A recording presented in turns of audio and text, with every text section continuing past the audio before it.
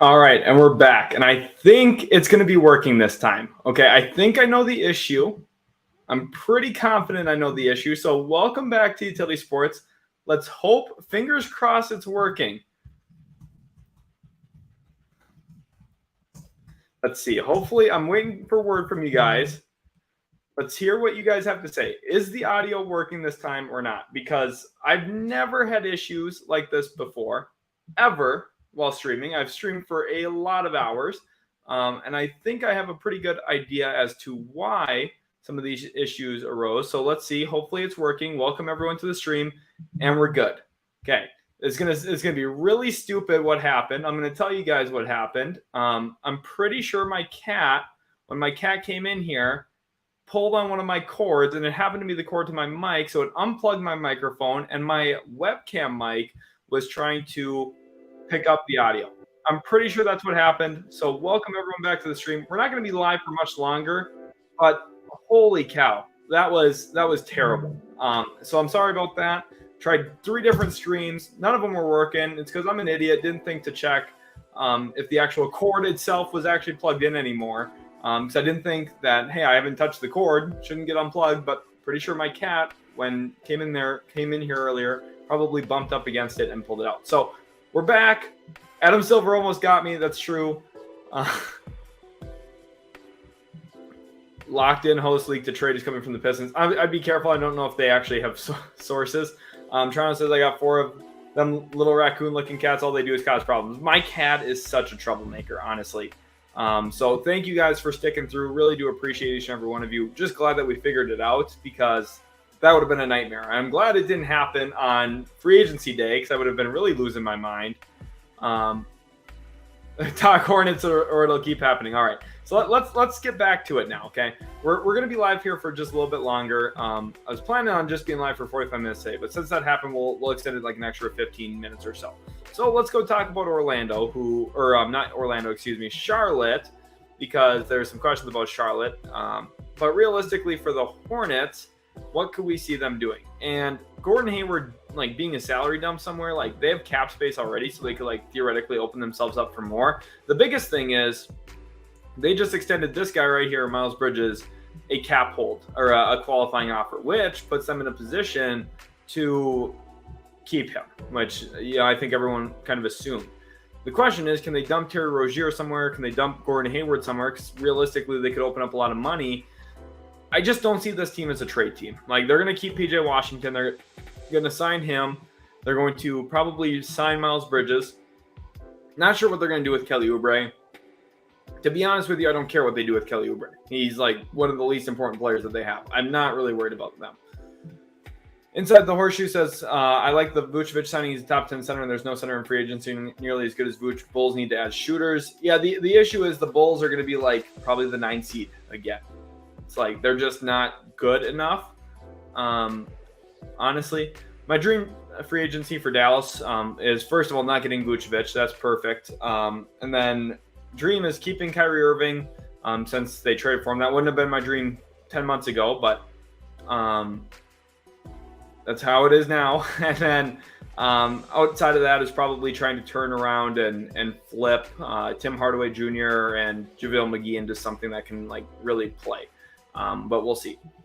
Alfredo here says, what are some names to keep an eye on for the Lakers in free agency, other than their own guys, along with possible trade targets? I think Jordan Clarkson could make some sense as an option. Otherwise, I think like the big thing is we have to sit and wait and see what they're going to do we have to see what they're going to do with a guy like Mo Bamba and Malik Beasley, who their deals today become like, I think the guaranteed date today is for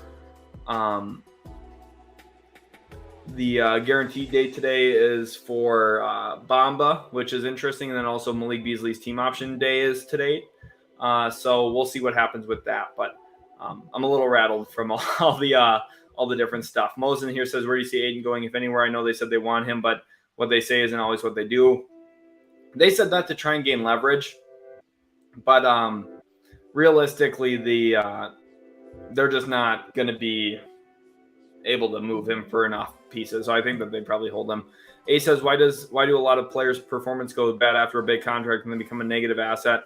Future salary dump like Collins, Hayward, Eric Gordon, Pirtle, Gobert, Simmons. Well, part of it is one, they got paid, so now they don't have to necessarily try as hard, which I hate saying, but I think it is partial reality.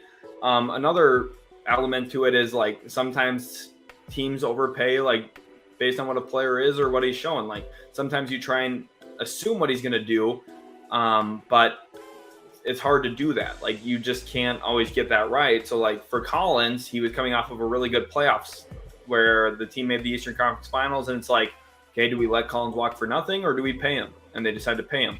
Hayward, it was about getting a good player in the door for Charlotte. That's what they did. And Hayward, I mean, that contract, whatever you want to say, like, just ultimately, it's going to be hard to,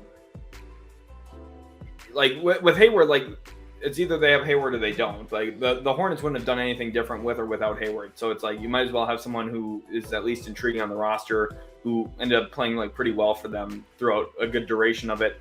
Eric Gordon, I don't think he got paid that much.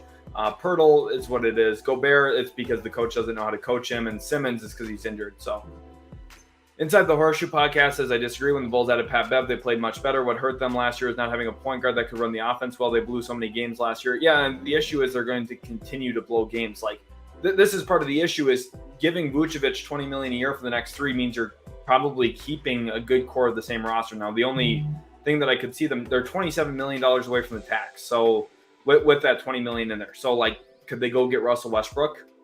Probably. Like, does that move the needle enough? Like, here's the issue. You can say that, oh, they were better with Beverly. Like, yes, they were, but were they better enough? Like, what is this team going to be? I don't see the long-term vision. I didn't see the long-term vision when they traded for Vucevic. I think there's a lot of centers that are more conducive to winning in the NBA than Vucevic, whether you believe his talent is top 10 or not. It doesn't have anything to do with the fact that they don't have any rim protection. Their defense is going to be subpar because of that. And they, without Lonzo, like Lonzo and Caruso are supposed to be the guys that made up for it. I feel bad for them that Lonzo's injured and can't play, and he's missed a massive amount of his tenure with Chicago so far. But now they're committing to it even further. So I don't like it. Bobby here says Draymond Green is meeting with Dame in Portland today per multiple reports. So he can't actually meet with Portland. That's against the rule. So he can't do that. That's tampering. A says they become expected all-stars and didn't pan out. I'm not sure exactly. Oh, he's talking about those big contract players. Jay Anderson says, what do you think about Cam Johnson to Detroit? I like Cam Johnson to the Pistons. I think that overpaying him is worth it. Zach says, dump Hayward to Indy and give us value, please. Yeah, like, here's the thing is if Charlotte can't afford to, like, give up stuff with players, they don't have enough to do that. I just don't. If they do that, then it's really, really bad. Ryan says they're banking on Lonzo. Time to give up and make Iowa a true point guard. I don't even know if Iowa's the true point guard. I would just like to see them bottom out a little bit and draft. But it's tough to do that when you already owe future picks still, including one for the Larry Nance, Larry Markkinen trade. Actually, well, they got one from Portland for that. Never mind. But they owe the 2025 first for DeRozan, which is also interesting. Ryan says they waited and built around Lonzo for so long. Jay says Chicago should get Isaiah Collier. I think he's a top, 10 to 15 pick player. Collier could go as high as probably 4 or 5 even. They were a top 5 defensive team since January. Yeah, it's because they didn't have to play in the playoffs. Like, here's the thing. Here's the thing. You can argue all you want about Chicago. Here's the truth. The team missed the playoffs. They were really never a playoff threat this year. I think before the season, if you looked at them, like you could go back to what my Eastern Conference standings predictions were. I didn't look at them as a playoff team. And had they not started out super great the first 50 games that they were all together because they were just running laps around guys because they were faster than everybody at the guard spots, like the team's just not that good. And like if you're I'm sorry, but if you're relying on Patrick Beverly to be a linchpin for your team in 2023, 2024, I just don't see the team being good enough to maybe best case they get out of the first round. Like, is that what we see happen? I don't know. They're not going to get out of the first round. That would be something I'd promise. They won't get unless some big, like, holy cow, they trade DeRozan and a bunch of stuff or something for a huge upgrade somewhere. Like, Like if they found a way to land Kawhi Leonard, Paul George, or something, that would be the way that would flip it. But the thing, the Bulls aren't going to get out of the first round. They're just not. And there's nothing wrong with being a good team, but like if you're old and you're not making out of the first round, I have some serious long-term concerns. My favorite pick, I really like Taylor Hendricks to Utah. That was really good. Yeah, Zach, this is true too. What Zach's saying here, like I don't think people understand how good Gordon Hayward was in Utah. Utah Jazz Gordon Hayward was unreal. Eric says Hornets probably stuck with Hayward for one more year till trade deadline, but if they move off Terry, I'd say keep Oubre. He wants to be in Charlotte. He's a great six-man. Resign Bridges, PJ, DSJ, Teo Maladon, and yeah, probably those first three guys. Teo Maladon, it doesn't matter really. A says, does Draymond Green still have value on other teams? I feel like his play style only fits on specific teams and would not make a team better. He's an all-world defender. He'd make Chicago better. The team we were just talking about. Bulls would have been better with Draymond Green than Nikola Vucevic. And Draymond's probably going to make, $6-7 million more a year only? JJ says, build around the truth, Dalen Terry. I do like Dalen Terry. Dalen Terry's a player I like. We'll see what happens with him. But I just like, if you look at Chicago and you look at their actual team, like the fact that Lonzo's not playing means it's probably going to be pretty bad. So like they just, I don't know. They like index really heavily on, hey, we need to be healthy for this to work. And they haven't been healthy and it's not worked. So Sam says, do you think a star changes teams besides Van Vliet on Friday? I think Harden's like a less likely possibility than I originally assumed. I think Kyrie's staying in Dallas. So I don't think that there's a lot of stars out there that are going to move. Even Van Vliet, I wouldn't necessarily classify as a star, but he's probably going to be the best player that'll switch teams. Like, here's the thing. Look, best case scenario, they get what? They have the taxpayer mid-level or non-taxpayer mid-level. So, like, is the best case Bruce Brown or is it Russell Westbrook? Like, what's the best case scenario? How do they get that point guard that can run the offense? The issue is it was supposed to be Lonzo, who he's not even a true point guard anyway, but he's a facilitator, you could say. Like, I don't know. I just don't. I don't see it. Like, they need a lot of stuff, and they've got a lot of issues on their roster, and I just don't see them having a way to ultimately get done with it. The new CBA has finally been signed and shared, by the way, which is cool. Adrian Wojnarowski reports that. Let's go ahead and get that up on stream because that is important. I haven't actually been able to look at the official CBA yet at this point. Not sure. Let's go. I need to go to Woj. Whoops. Over to Adrian Wojnarowski. New collective bargaining agreement has been signed and shared with the 30 NBA teams. Sources tell ESPN the 676-page agreement goes into effect on July 1 and runs through the 2029-2030 season. So they've got a lot of reading to do between tonight and tomorrow. Ace, I don't see that happening. Sam says Rondo going to come out of retirement to play with the Suns. They could probably use him. They could also use a bunch of guys who are retired players because that team is thin. Jay Peach says, let's say Blazers use Anthony and other players like Mr. Little to look for a small forward or center. What's the best options? I just don't really know if a trade's out there for that. Like, I would be pretty surprised to see Anthony Simons and Mr. Little playing somewhere else because the Blazers, if they were going to make a big trade, they had the premium asset to get it done in pick 3. And now I just don't know if that's going to happen. Georgia here says, join the Discord to make sure that you have hoops discussion with us all the time. So I'm going to send that Discord link in the comment section right now. Welcome everyone to the stream, by the way. Glad to have you here. Yes, I will read all 676 pages. I read the entire last CBA. I will read this entire new one. At some point, maybe I'll even stream talking about the CBA. I'm going to make videos on it too. So who owns who? Shams, Sharania, and Woj. So Woj is faster on some things. Shams is faster on the other. It's just, the best thing is that the two of them compete with each other. And it's actually pretty smart. The fact that like people like comment, oh, Woj beats Shams or Shams beat Woj this time. It's like, it's partially building their own brand as reporters anyway. So it's really, really good. Anthony Morales says, finally catching live. All praise, my brother. Welcome to the stream. Glad to have you in here. We're not going to be live for too much longer. I do have some plans for today for stuff I got to work on. I've got to edit not one but 2 videos. So I got a lot of stuff to work on yet today, but I'm really, really excited. Ryan says, would love the post notes of them pages in a video explained by you. Yeah, we could do something like that. Let's plan on doing something once. I'm not sure when I'm going to actually be able to get my hands on the CBA. Let me go to, let me see if I can get it, because there might be a way for me to get the CBA, but I need to check the way that I used to get it. Look at that. It's out. The brand new CBA is out. You guys want to look at it? All 676 pages? You guys want to see it? I have it.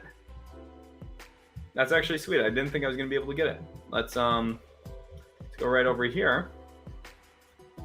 Here we go. Oh, that's not it. Don't want to share that.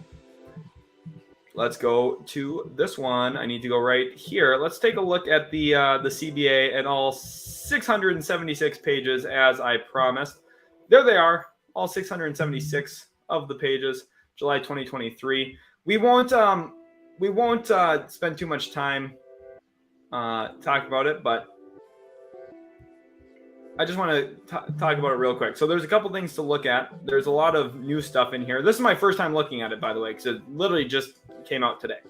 So I'm very excited. There's a lot of like legal stuff in here, like, oh, how do players act and that kind of stuff. Like, interesting section 9, firearms. So let's go to page 118. There's a lot of stuff, okay, in there. So there's a lot of things. Like 186 is where we're gonna actually want to go. So let's skip the gun law one. Let's go to 186. So here we go. Look at like equity transactions. There's a lot of like stuff. So yes, one time I did read through the entire last one. This one is, I believe, longer. There's a lot more stuff in there now. Part of this is like how the money stuff's going to get formulated and everything. So let's go back to page 1 actually. Let's look. I need to see where the new stuff is when it comes to, yeah, like this is where we want to go. We want to go to the 169. It's interesting, right? Like there's a lot of stuff. Okay, so this isn't even formatted correctly. It doesn't look like. So let's see. Maybe it is. Let's see. I'm still, obviously this is the first time seeing it, so we have to figure out how all this stuff works and looks on here. So this new one looks quite a bit different, but if we go to the bottom, here we go. This might be what we want. Team signs or requires player using the biannual exception. So these are the restriction tables. So this is brand new. I've never seen this before. Team signs or requires a player using the non-taxpayer mid-level exception, first apron level. Team acquires a player pursuant to a contract entered into accordance first apron. So this is all first apron stuff. Here's some second apron. Very interesting. So all the rules here. This is the expectation. So first apron level, second apron level numbers. This is pretty cool stuff actually that I wasn't expecting to see today. So yeah, it is out already. Read it word for word, please. Probably won't do that in the stream, but we are going to be probably adding another video soon. Dune is a much better book than the CBA. Yeah, the CBA is pretty expensive. Ace says Rozier would be a good fit to a contending team like a KCP role. I think, yeah, like a backup player, probably not quite as KCP, but yeah, we'll end up making a video on the CBA here because it is up now, officially out. I think that it's updated today because I've literally been checking like every single day. So, which is exciting that it's here. Draft pick penalty. So this is an interesting one. Second apron teams means for a salary cap year, a team that as of the start of the team's last regular season game occurring within such salary cap year has an apron team salary for such salary cap year that exceeds the second apron. Draft pick penalty means for a team first round pick that such draft pick shall be the final draft pick in the first round of the applicable NBA draft, regardless of the position in the first round of the draft at which the team otherwise would have selected pursuant to NBA rules. Interesting. If multiple teams' first-round picks are subject to draft pick penalty in respect of the same NBA draft, then the teams with such first-round draft picks shall select in the inverse order of their winning percentage. That's, wow, interesting. For example, if Team A and Team B's first-round picks in the 2032 NBA draft are each subject to a draft pick penalty and Team A finished with a better winning percentage than Team B, Team A would make the final selection. Okay, so yeah, so like if you're worse in the aprons, you would still pick before the teams that are in the aprons that are better than you, which makes sense. That's one thing I was interested in reading, actually, so I'm happy we found that today on stream. But I'm going to read through this. Probably, I already have a good idea of what's going to be in here. Like I was aware of a decent number of these things, but there's going to be like some reading that I just have to 100% do again. I probably won't read all 676 pages before that video, just because that's like a ridiculous amount that will take me a long time. But you could probably expect a video in the next couple of days because this is important. Signing bonuses. Amounts treated as signing bonuses for purposes of determining a player's salary. The term signing bonus shall include any amount provided for in a player contract that is earned upon signing at the time of a trade of a player contract. Payment in excess. This is interesting. Proration. Okay. There's a lot of stuff in here that wasn't in the last one. So the last one was significantly shorter. So I'm very excited to see how that all plays out and everything. But Ace wants to know, why did the Hawks give up Collins and take a loss on the trade? It's because they didn't want to pay. Like they're worried about this money stuff that we're talking about with the CBA. So the CBA is kind of a big nerd thing, but knowing it is really essential for talking about the NBA. Gerald says, how should the Hawks get a backup center? Well, they drafted Mohamed Gay, and they believe in Onyeka Okongwu already, so I don't think that they're really worried about the backup center spot. Everyone Needs a Smile says, is this going to hit draft picks OKC owns from the Clippers? If the Clippers stay a serving apron team, wouldn't it screw those picks even if they bottom out? Same with Phoenix picks to Washington. So this is another great question. Let's actually go back up to the this is another thing I thought about that I should have actually touched on just a couple minutes ago when we were reading through this. So let's see if we can find it. Where was the draft pick penalty? Apron levels. So there's a lot of stuff in here, obviously, and I don't know where it all is. Like with the last one, I could go find stuff quickly because I kind of roughly knew where it was. This is salary cap years. That's going to be a question that I don't know if I'm going to have the answer to or not. Draft pick penalty. Okay, so if a team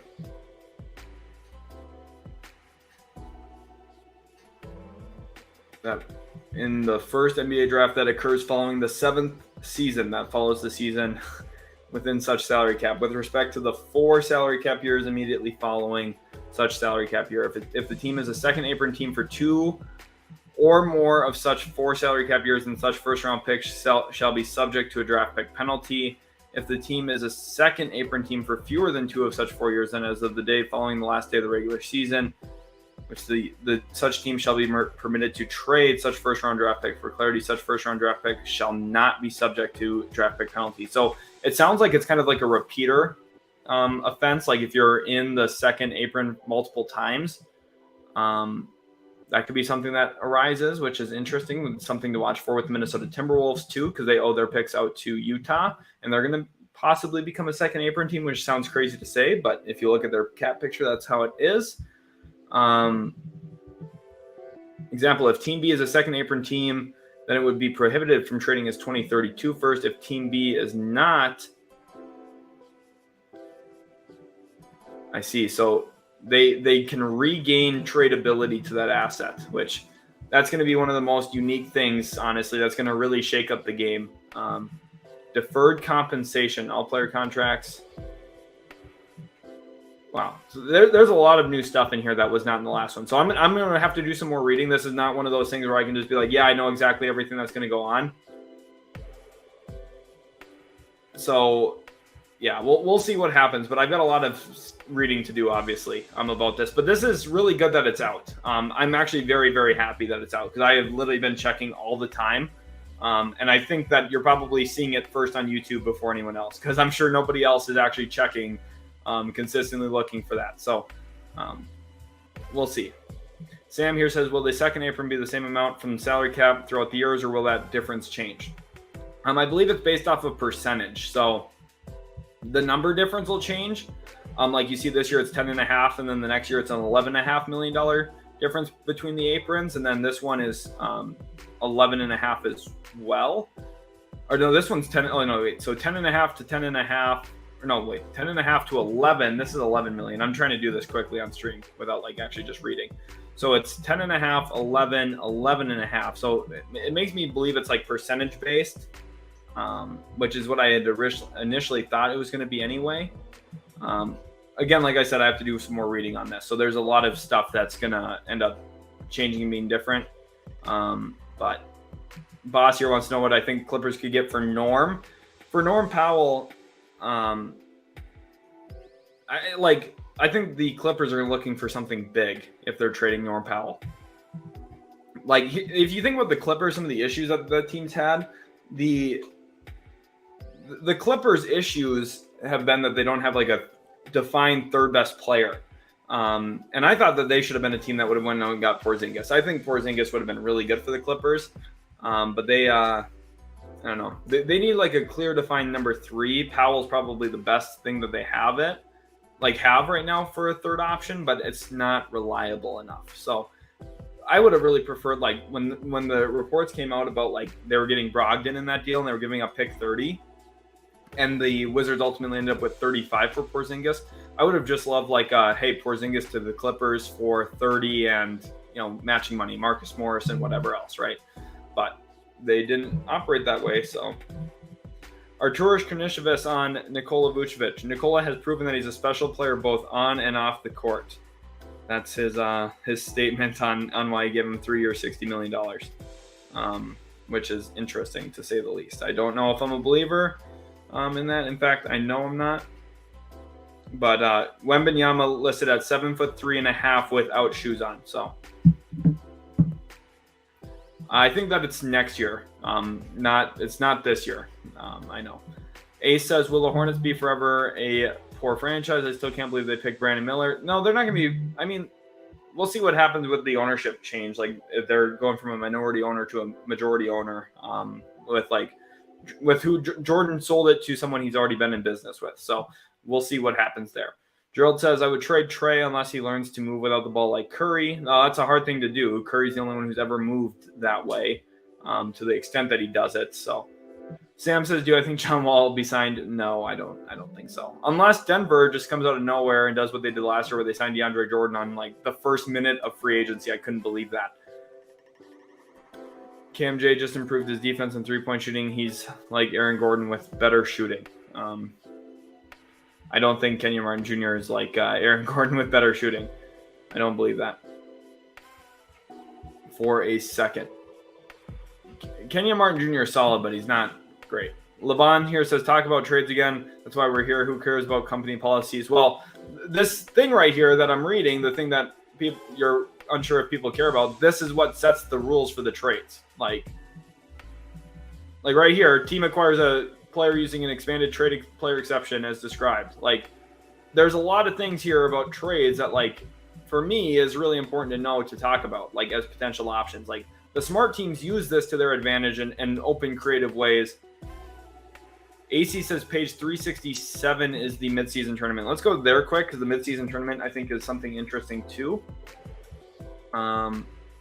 This is penalties. I might have to move forward a little bit. 367, you said, was...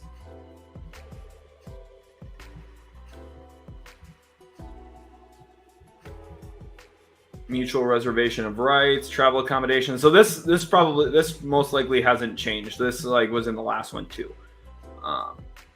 Maybe there is some adjustments in it. Who knows? I'm not going to read through it on stream. In-season tournament. Here we go. Each season, the NBA shall determine and supervise the arrangements made with respect to an in-season tournament, which shall consist of 2 stages: the group stage and knockout stage. Group stage, all teams shall participate. All teams shall play. This is interesting. I'm going to tweet this out actually, because I do think this is something I want to share.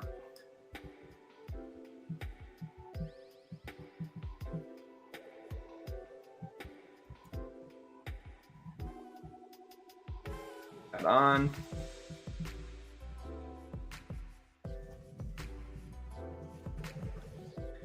in-season tournament. So I'm going to tweet this real quick. If you guys aren't, make sure to go follow on Twitter. Would love to have you guys over there following. But I'm going to tweet this out because I do think this is a very interesting thing that people will actually have a lot of interest in reading about. So all teams shall participate in group stage. Each team shall play a total of 4 group stage games. Such games shall be scheduled by the NBA to take place in the first 2 months of the regular season on 2 designated days of the week. So it sounds like that's going to be scheduled ahead of time, which is good. It's a good thing that that is scheduled ahead of time, which it would be a disaster if it wasn't.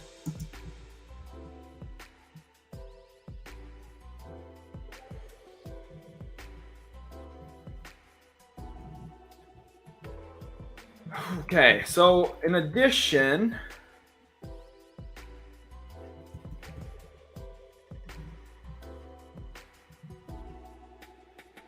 to that, let's see what else. Okay, so to determine the schedule of group stage games, the NBA shall divide the teams in each conference into 3 groups of 5 via random drawing. Okay, so they're not gonna. That seems like a lost opportunity, in my opinion. They're not gonna try and like put certain matchups, which I think would be pretty cool.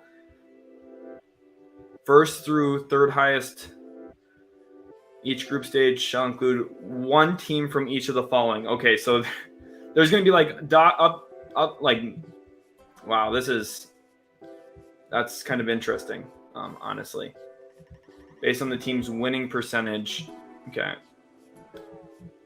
This is like a lot going on, honestly, that is very detailed, which is good because it should be. Very detailed, but it's kind of crazy. So I don't really know what to make of all of this yet. I'm not sure how I even feel about the midseason tournament. Part of me likes it, part of me doesn't. We'll see. The midseason tournament's like such a weird thing, I think, because like we've just never had anything like that in the NBA at all. So it's like, you know, what do we do with that even? Like, I don't even know. Like, it's pretty interesting because, like, you could say, oh, there's a lot of like cool stuff and whatever, but I mean, there's like a lot of. There's league honors on it. So each season players will be selected for most valuable in-season tournament player and all tournament team honors. Okay, that's also interesting.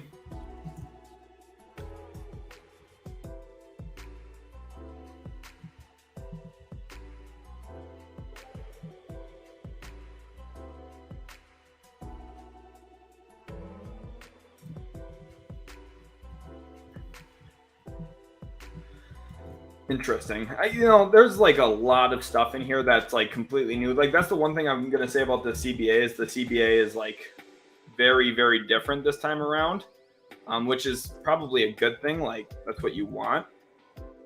But I don't know. It just means that there's a lot of stuff that's like in the process of changing. So like if you like the NBA the way that it was, like it's kind of like a risk. So that's just like my biggest takeaway from it is like realistically the NBA is just different now, whether you like it or not. So it's one of those things that there's like upside to it, and there's also like quite a bit of substantial downside. So I don't know. This is interesting. I have to do more reading, like I said, but yeah, they think the regular season is getting boring. I do like that there's like extra incentives to this, like that there's like people who are going to be named MVP and stuff. Like I agree, Nick, that this is terrible that this is just coming out now. Like my preference would have been for this to be out like 3 months ago, and I can't imagine being a GM right now when you find out all the new rules and stuff. Like it's actually really, really bad. The fact that there's all this new stuff in there that they're like not really prepared for. So it's pretty bad, honestly. Like, I don't know. Not sure I'm a fan of it, but we'll see. Like, just the fact that the NBA, like, I don't know, did this is pretty a bad look, I think, because it's just, I'm just not a fan of it at all. I do think that this league honors thing is really probably the most important thing about the midseason tournament, other than like, hey, the midseason tournament now exists, which obviously that's important too. But it's kind of interesting.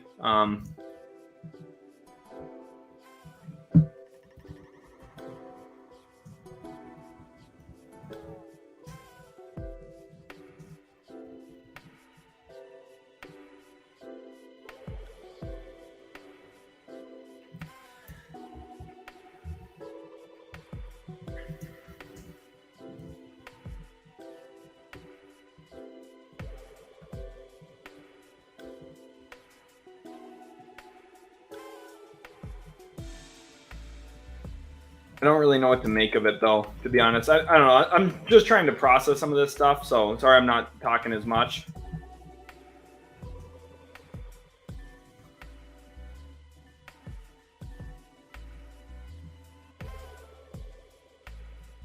So it's going to be based on group stage games and knockout stage games. So what the knockout stage, like, 8 teams shall participate. Team with the best winning percentage in group stage games in each of the group stage groups. 1 wild card team for each conference. So it's basically like, here's our beginning. Like, this is just going to be like, it's like soccer. It's like European soccer, which is what Adam Silver was really hoping to do anyway. Is like, hey, look, you have a chance to make it. Here's our grouping. And then outside of that, we're going to have a knockout now where it's like elimination games, basically. So team that wins such game shall advance. Team that loses shall be eliminated. So it's single elimination. So that's interesting. I'm going to tweet that as well. Stage games equal pool play. 1 team from top 3. 1 team from 4 through 6 in conference. 1 team from 7 through 9. 1 team from 10 to 12. And 1 team from 13 to 15 based on seeding.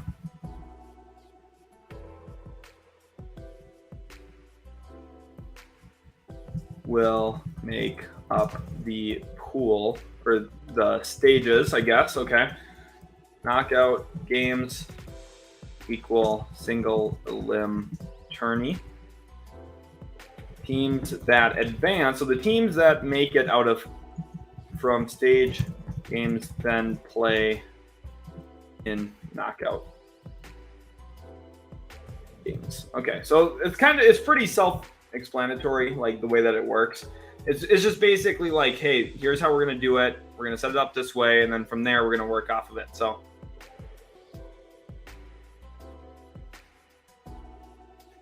new CBA is going to be bad. We'll see. But AC says it gives the right for the NBA to schedule a tournament. If they don't schedule it, there won't be one. I think that they're going to schedule it. They wouldn't have fought tooth and nail to get this into the CBA to not schedule one. So A says plot twist, the new CBA is LeBron's idea to add rings easier to his legacy. I don't think there's going to be rings about it, but we will make a CBA video because there's a lot of stuff in here. I'm obviously going to condense it. It won't be like me reading through it. I know this stream's been like all of a sudden, oh, Sheldon's reading on stream a bunch. But like there's a lot of stuff in here. And like, to be honest, like when you get a document like this, like no one talks this way. 1 wildcard team from each conference, which shall be the team from each conference with the best winning percentage in group stage games that finish second in the standings in group stage games in its group stage group. So like no one talks that way. Like they're just overcomplicating stuff to make sure that it's like there's no loopholes or like, oh, well, this NBA team disagrees with the way this is written. So it's like like the cap will be the most important thing. Like these other things are kind of like fun new little areas that like matter, but they really don't as much. Like team construction. Like what I'll probably do is like I'll probably break the video into like the hey, here's brand new stuff in the NBA. And then I'll probably do like hey, here's the important money stuff, and we'll do a CBA for dummies video because the NBA is going to be crazy. And Sam here says Ja's going to be out for the tournament. Yeah, I think he will be with his 25-game suspension, right? Because within the first 2 months of the regular season on 2 designated games. So, okay, yeah. So like, yeah, Ja will probably miss this, which I don't know what that looks like. But there's a lot of stuff that we can break down. Shout out to Tristan and also Timmy Turner for hitting that follow over there on Twitter as well. So I'm going to be doing a lot of CBA reading here. I'm probably going to conclude the live stream here. I was planning on only being live until about 3 p.m. Central Time, and it's now 3:41. So extended it quite a bit. So hopefully you guys did enjoy. I do have 2 videos to edit for tomorrow. One of them is about the Minnesota Timberwolves. The other one, I'm going to drop it down in the comment section right now.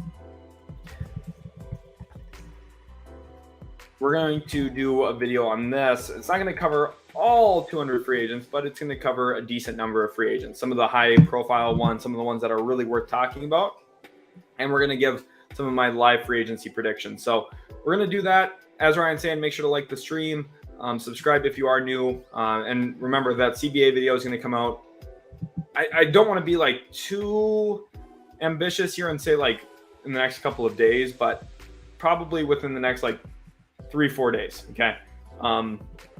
As Gerald's saying, hit that notification button. Ace wants to know when is free agency. So free agency is June 30th. I will be live June 30th pretty much all day. So this is where you're going to want to be for that. Make sure you guys are in there. Nick says also trade predictions. Yes, we're going to have another video coming out soon on trade predictions. So Nick, make sure you stay tuned for that. We also might talk about a few other things too. So we've got a lot of stuff. Make sure you guys hit that notification bell so you don't miss out on more content here at Utility Sports. Subscribe if you haven't already. Leave a like on the stream. Lets me know I did a good job, even with all the audio issues. So really, thank you guys. Really do appreciate each and every one of you for stopping in today. And we're going to talk about the CBA quite a bit in the future too. So I've got a lot of learning to do, but hopefully I'll be able to convey what I read and what I learn. I'll put all of my hours of work into a pretty good group. And as Gerald's saying, hit that join button too. Definitely help support the channel that way. Thank you guys all so much for watching, and I'll catch you in the very next Utility Sports video.